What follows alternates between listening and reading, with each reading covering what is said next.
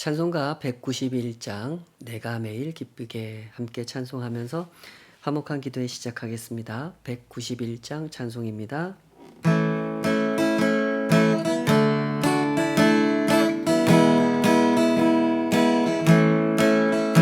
내가 매일 기쁘게 순례의 길 행함은 주의 팔이 나를 안보함이요. 내가 주의 큰 복을 받는 참된 비결은 주의 영이 함께함이라. 성령이 계시네, 할렐루야 함께하시네.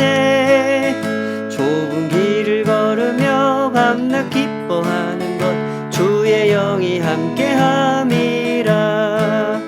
전에 죄에 빠져서 평안함이 없을 때 예수 십자가의 공로 힘입어 그 발 아래 엎드려 참된 평화 얻음은 주의 영이 함께함이라. 성령이 계시네, 할렐루야 함께하시네.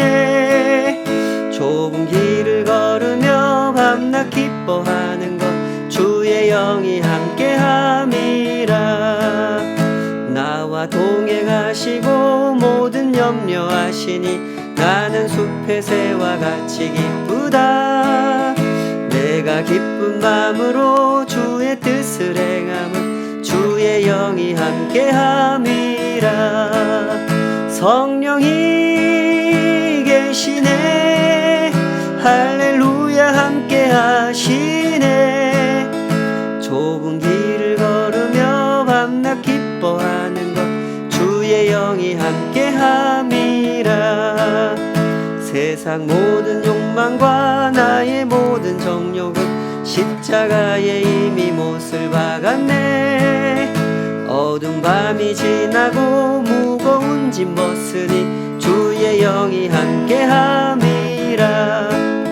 성령이 계시네, 할렐루야 함께하시네.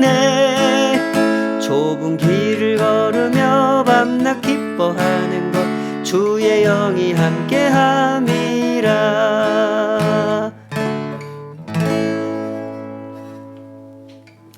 아버지 하나님, 주님의 영을 사모하며 나아갑니다. 우리를 충만케 하여 주시옵소서. 그 거룩하신 마음이 우리의 마음을 붙잡으시기를, 온전히 사로잡으시기를, 주님의 기쁨과 주님의 영광과 주님의 뜻이 우리 안에 가득 차기를 원하나이다.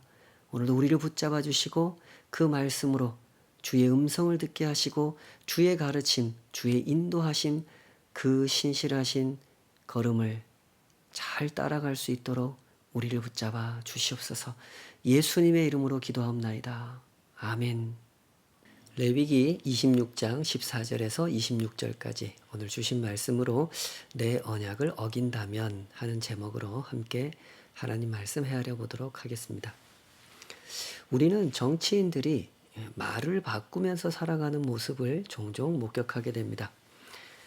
언론은 그런 모습을 목격할 때마다 신랄한 비판을 하죠. 우리는 그런 정치인들을 신뢰하지 못합니다.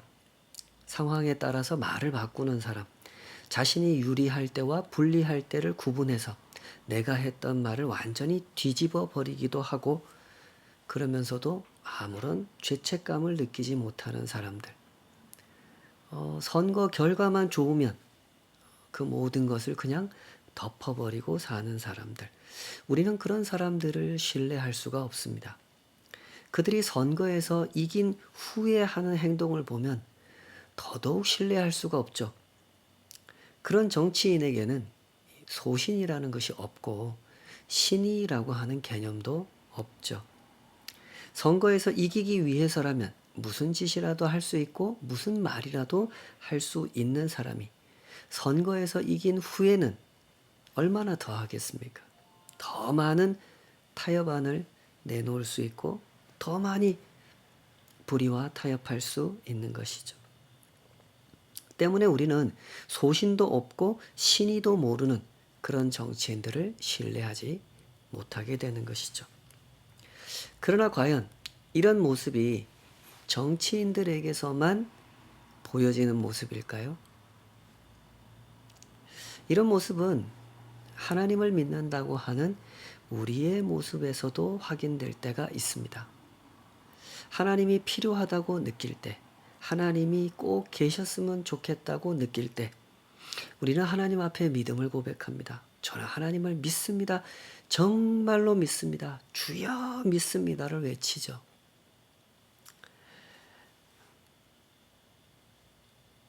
그때 누군가 질문을 합니다. 그런데 왜 순종하지 않습니까? 라고 질문을 하죠. 우리가 하나님을 믿습니다. 그러면 참 믿으니까 좋습니다. 이러고 가면 좋은데 누군가 태클을 건단 말이죠. 그런데 왜 순종하지 않습니까? 이래요.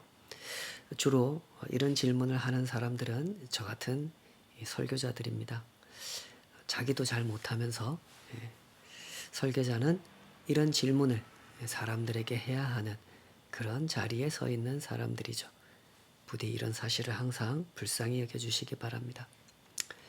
자, 누군가 태클을 겁니다. 그런데 왜 순종하지 않습니까? 그러면 그때 그 말을 듣고 우리는 말을 바꾸죠. 그러고 보니 제가 하나님을 안 믿네요. 하나님이 잘 안 믿어지네요. 라고 말을 바꿉니다.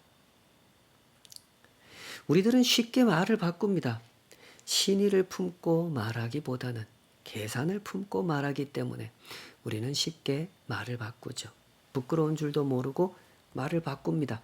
하나님을 믿는다, 하나님을 안 믿는다 하는 말도 이렇게 쉽게 바꾸는데 그보다 더 작은 상황에서는 얼마나 더 쉽게 말을 바꾸며 살아가겠습니까? 우리는 이런 지적을 어떻게 받아들여야 될까요? 이게 중요한 질문이죠. 우리가 이 질문을, 이런 지적을 받아들여야 하는 태도는 이런 겁니다. 이것은 결코 우리를 괴롭히려는 지적이 아니다라는 거죠. 이런 지적은 우리를 돕고자 하는 것이지 우리를 괴롭히려고 하는 것이 아닙니다. 우리가 가진 믿음이라고 하는 것을 올바로 이해하고 올바로 자라게 하며 올바로 누리게 하시는 도움의 손길이라는 것을 우리는 꼭 생각해야 하는 것입니다. 오늘 본문의 말씀이 그렇게 전개되고 있죠. 오늘 본문은 신실함을 강조하시는 말씀입니다. 이럴 때는 믿는다고 하고 저럴 때는 안 믿는다고 하는 식으로 하나님을 대하지 말라 말씀하십니다. 26장에 들어와서 하나님은 이스라엘 백성들에게 언약 백성의 책무라는 걸 강조하시죠. 하나님께서 베풀어 주신 언약을 충실하게 지키면 하나님께서 그들의 하나님이 되어 그들과 함께 살아가시고 그들의 삶을 돌보아 주실 것이다. 이렇게 말씀하셨습니다. 그것이 어제까지의 본문이었죠. 그리고 바로 이어서 그 반대의 상황에 대해서 말씀하십니다. 언약을 충실하게 지키지 않았을 경우에는 내가 징계를 내리겠다. 말씀하십니다. 여기서 말씀하시는 내용을 들어보면 대단히 가혹한 말씀을 하십니다.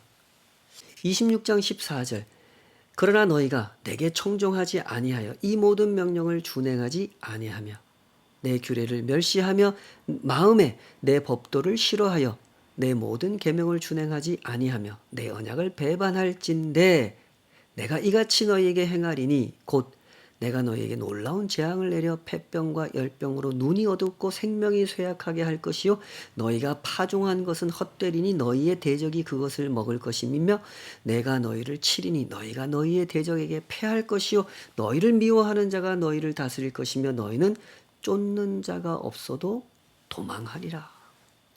이러십니다. 하나님은 왜 이토록 가혹한 말씀을 하실까요? 정말로 이렇게 가혹한 징계를 내리실까요? 내리셨죠. 구약 성경과 이스라엘의 역사는 그런 사실을 우리에게 증언하고 있습니다. 이스라엘 백성들은 언약에 충실하지 않았고 하나님은 그들에게 가혹한 징계를 내리셨습니다. 중요한 것은 이것입니다. 하나님께서 왜 굳이 이토록 수고로운 과정을 겪으시느냐 하는 겁니다. 누구보다도 하나님께서 이 사람들을 잘 아시지 않습니까? 아브라함 때부터 이들은 하나님을 믿는 일에 있어서 대단히 취약한 모습을 보여준 사람들입니다.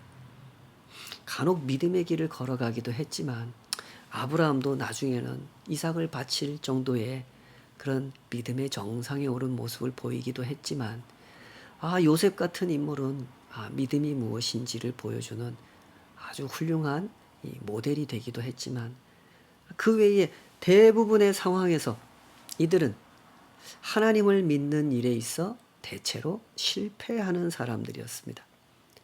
출애굽의 과정에서도 그랬고 출애굽 이후에도 그랬죠. 이스라엘 백성들은 모세가 시내산에 올라가 하나님 말씀을 받아 내려오는 그 사이를 참지 못하고 금송아지 우상을 만들어 하나님을 배반했던 사람들이었습니다. 그런 사람들을 상대로 하나님은 언약을 말씀하고 계십니다. 자고로 언약이라고 하는 것, 약속이라고 하는 것은 이 믿을 만한 사람들하고 맺어야 하는 것 아니겠습니까? 약속이 소중한 줄 아는 사람들, 약속을 지키기 위해 신실한 태도를 취하는 사람들과 언약을 맺어야 되는 겁니다. 그런데 하나님은 왜 이렇게 신실하지 못한 사람들과 언약을 맺으시는 것일까요? 대단히 중요한 질문이고 또 성경에서 이 질문에 대해서 많이 대답합니다. 성경이 대답하는 한결같은 대답은 이것입니다. 하나님께서 이 신실하지 못한 사람들의 아버지이시기 때문이다라는 거죠. 부모님들은 이런 말씀을 다 알아들으십니다. 자식이 속을 썩인다고 자식을 내다 버리는 부모는 없습니다. 공부를 안 하려고 해도 집을 나가도 도망을 다녀도 부모는 자식을 포기하지 않습니다. 이 탕자의 비유가 우리 모두에게 두고두고 진한 감동을 전해주는 이유가 바로 여기에 있지 않습니까? 아버지를 모욕하고 아버지의 재산을 중간에 가로채서 그 재산을 가지고 아버지 집을 떠나버린 아들. 그러나 아버지는 그 아들을 포기하지 않습니다. 날마다 목을 빼고 동구 밖을 쳐다보며 아들이 혹시 오늘 돌아오려나 하고 내다보고 계십니다. 그리고 그렇게 삶을 탕진한 아들이 돌아왔을 때 아버지는 맨발로 뛰어나가 그 아들을 맞이해 주시고 잔치를 벌이시죠.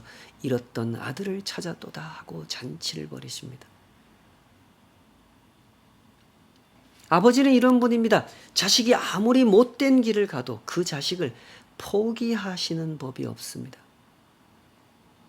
우리가 레위기 26장 14절 이후를 읽어보면 그런 생각을 하게 됩니다. 하나님께서 마치 미래를 내다보시면서 말씀하시는 것 같은 느낌을 받게 되죠. 광야에서 이렇게 가르침을 받고 연단을 받았어도 가나안 땅에 들어가고 나면 이스라엘 백성들은 또다시 연약한 모습을 보일 겁니다. 그러면 그때마다 하나님께서 징계를 내리시고 또다시 가르치실 겁니다. 하나님과 맺은 언약을 강조하실 것이고 그 언약을 신실하게 지키지 않으면 또다시 징계를 내리실 겁니다. 그런데 중요한 것은 바로 이 시점에서 확인이 됩니다. 하나님께서 이 불순종하는 백성들을 징계하고 나면 그들이 바뀝니까? 그들은 쉽게 바뀌지 않습니다. 26장 18절 또 만일 너희가 그렇게까지 되어도 내게 청종하지 아니하면 너희의 죄로 말미암아 내가 너희를 7배나 더 징벌하리라. 내가 너희의 세력으로 말미암은 교만을 꺾고 너희의 하늘을 철과 같게 하며 너희의 땅을 놋과 같게 하리니. 비유적인 표현이죠. 26장 안에 이런 비유적인 표현들이 계속 나오죠. 철과 놋이라고 하는 것은 그 당시 사람들이 인식하는 가장 딱딱한 물건입니다. 하늘을 철로 만들면 철이 되게 하면 비가 내리지 않는다는 뜻이고 땅을 놋이 되게 하겠다는 것은 비가 내려도 흡수하지 못하게 하겠다는 거죠. 결국 농사가 안 되는 땅이 되게 하겠다는 뜻입니다. 너희의 하늘을 철과 같게 하며 너희의 땅을 놋과 같게 하리니 너희의 수고가 헛될지라 땅은 그 산물을 내지 아니하고 땅의 나무는 그 열매를 맺지 아니하리라. 레위기 26장이 끝나기까지 이런 표현이 계속 반복이 됩니다. 너희가 그렇게까지 되어도 내게 청종하지 아니하면, 순종하지 아니하면 내가 너희를 7배나 더 징벌하리라.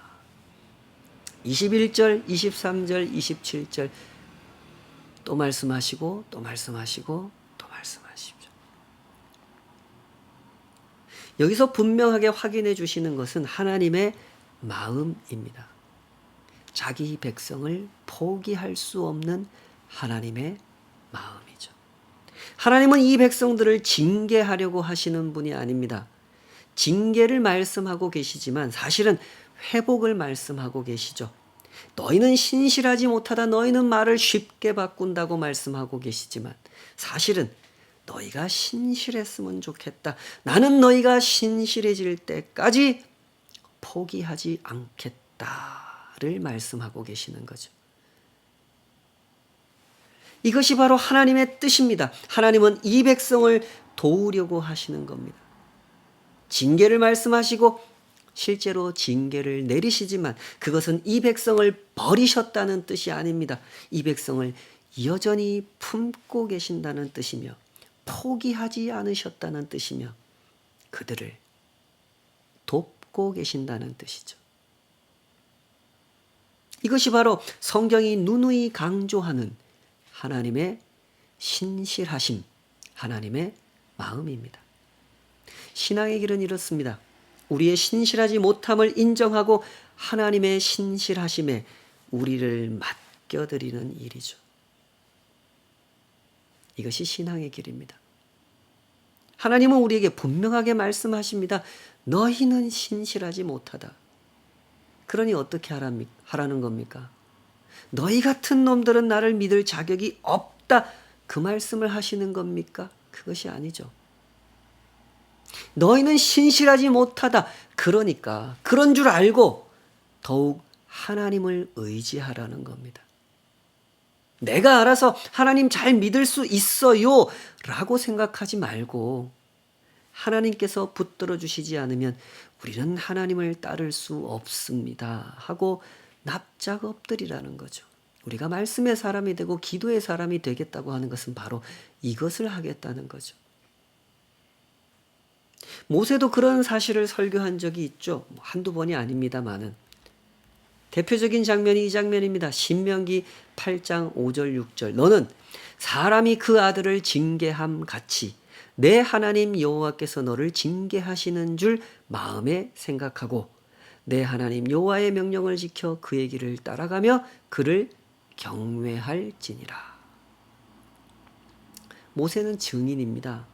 하나님께서 이스라엘 백성들을 어떻게 구원하셨고 어떻게 인도하셨는지를 가장 가까이에서 목격한 증인이죠. 이스라엘 백성들이 얼마나 진실하지 못한 사람들이었는지, 얼마나 불순종했고 얼마나 믿을 수 없는 신실하지 못한 사람들인지 모세는 잘 압니다. 그리고 하나님도 잘 알죠. 그런 이스라엘 백성들을 하나님은 한결같이 사랑하시고 한결같이 인도하십니다. 물론 이스라엘 백성들이 불순종하고 그릇된 길을 갈 때는 징계하셨습니다. 다만 그 징계가 죽으라고 하시는 징계가 아니고 그들을 고치시겠다고 하는 징계였다는 거죠. 때문에 모세가 이렇게 설교하는 겁니다. 아버지가 그 아들을 징계함 같이 하나님이 너희를 징계하셨다는 거죠. 너는 사람이 그 아들을 징계함 같이 내 하나님 여호와께서 너를 징계하시는 줄 마음에 생각하고 내 하나님 여호와의 명령을 지켜 그의 길을 따라가며 그를 경외할지니라.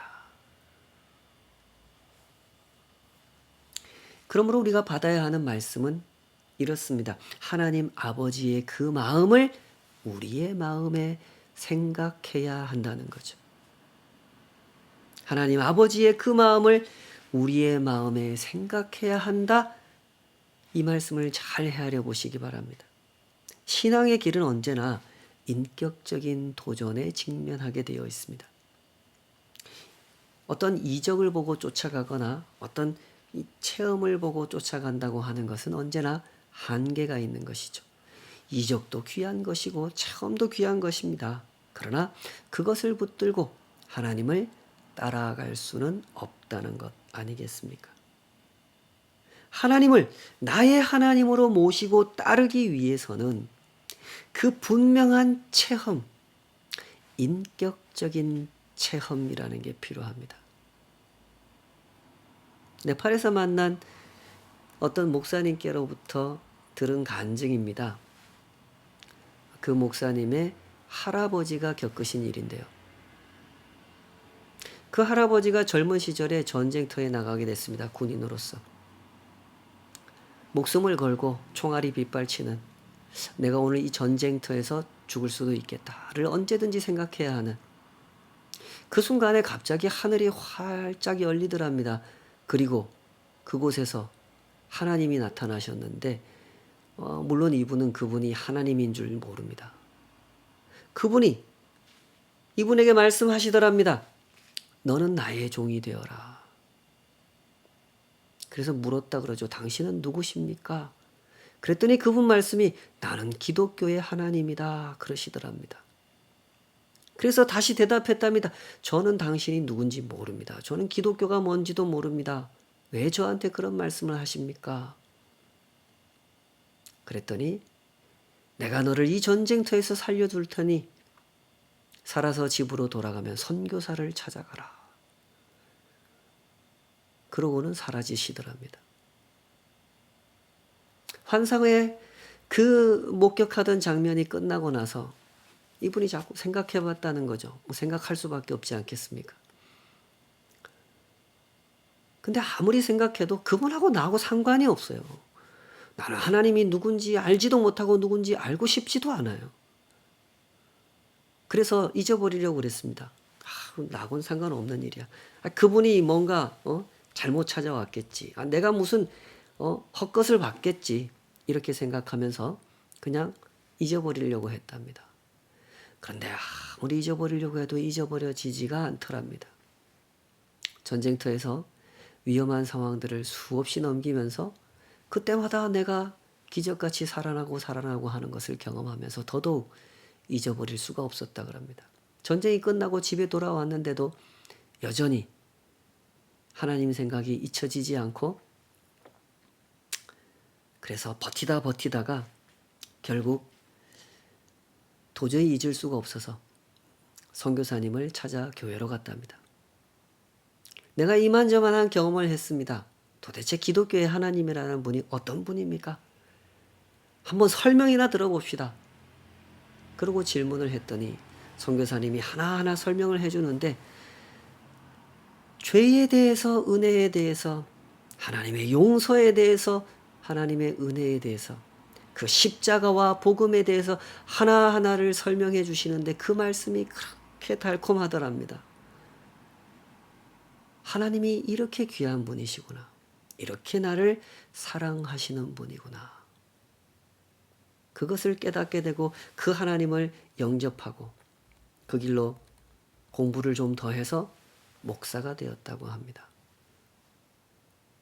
받은 복음이 너무나 귀해서 이 복음을 열심히 증거했답니다. 그러나 네팔이 어떤 나라입니까? 그 나라는 전 국민이 힌두교, 불교의 지배 아래 수천 년을 살아온 나라입니다. 그 나라에서 기독교는 극소수의 종교인 것이죠. 그런 나라에서 열심히 복음을 전하면 무슨 일이 생깁니까? 돌아오는 것은 핍박밖에 없습니다. 심지어 테러를 당한 적도 있었다고 합니다. 이 목사님 때문에 이 목사님 가족들도 같이 고생을 합니다.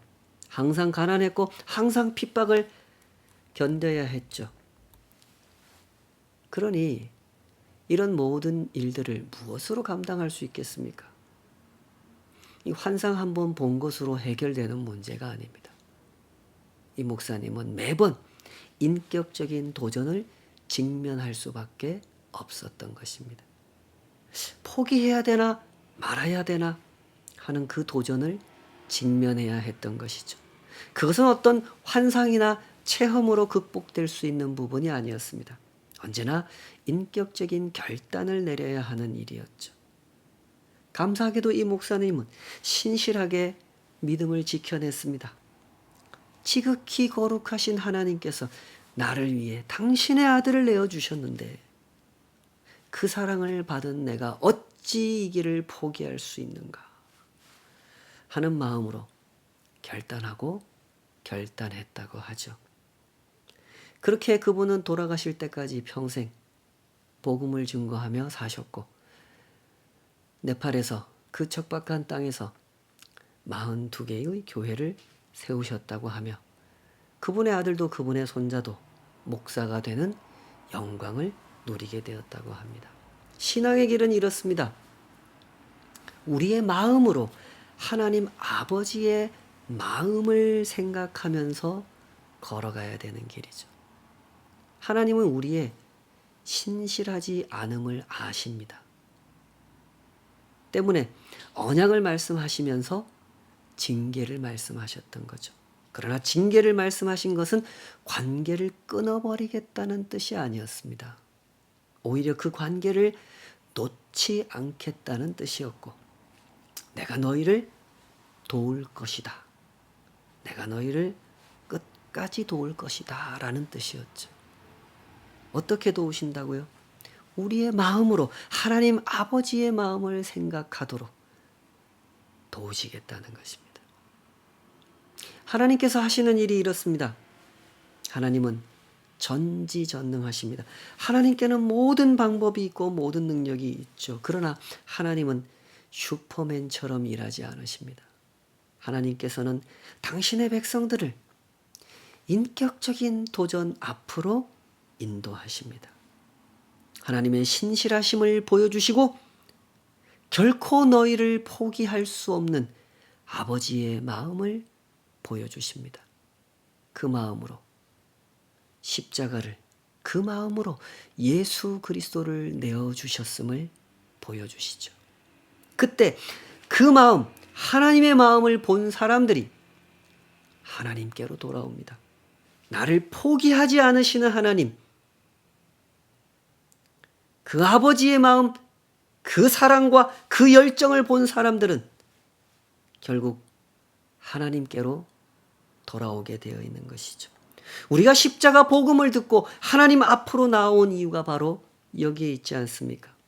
우리의 죄를 알게 되었고 하나님께서 그 죄를 해결하기 위하여 얼마나 크신 사랑을 나타내 보여주셨는지를 알게 되었으므로 그 결과 우리가 하나님 앞으로 돌아오게 된 것이죠. 그러므로 이 복음을 굳게 붙들고 살아가시기 바랍니다. 나의 신실하지 못함을 변명의 도구로 사용하려 하지 말고 나의 신실하지 못함을 하나님의 신실하심에 맡겨드리십시오. 하나님의 손이 친히 우리를 만지시고 우리를 빚으시도록 그래서 우리가 신실해지도록 하나님의 손에 맡겨드리시기 바랍니다. 그렇게 빚어지고 만져짐을 경험하는 말씀의 사람, 기도의 사람이 되었으면 좋겠습니다. 기도하십시다. 아버지 하나님, 오늘도 주님 앞에 엎드립니다. 우리가 얼마나 신실하지 못한 마음을 가지고 얼마나 말을 쉽게 바꾸고 말을 바꾸기 전에 마음을 바꾸고 그렇게 신실하지 못한 마음을 하나님 앞에서 드러내놓고 살아가는 주님, 저희들은 참으로 주님을 필요로 하는 자들입니다. 아버지, 우리를 불쌍히 여겨 주시옵소서. 우리의 마음이 주님의 손에 붙잡혀지게 하여 주시옵소서. 우리의 인격이 만져지게 하시고 빚어지게 하시고 깎여지게 하시고 씻겨지게 하여 주시옵소서. 어떠한 일들을 우리의 삶 가운데 허락하시더라도 그것이 우리를 빚어내시는 하나님의 섭리인 것을 보게 하시고 그 안에서 빚어지게 하여 주시옵소서. 그리하여 우리의 마음으로 아버지 하나님의 마음을 생각하며 하나님께로 돌아가는, 매번 하나님께로 돌아가는 저희들의 순례길 되게 하여 주시옵소서. 예수님의 이름으로 기도합나이다. 아멘.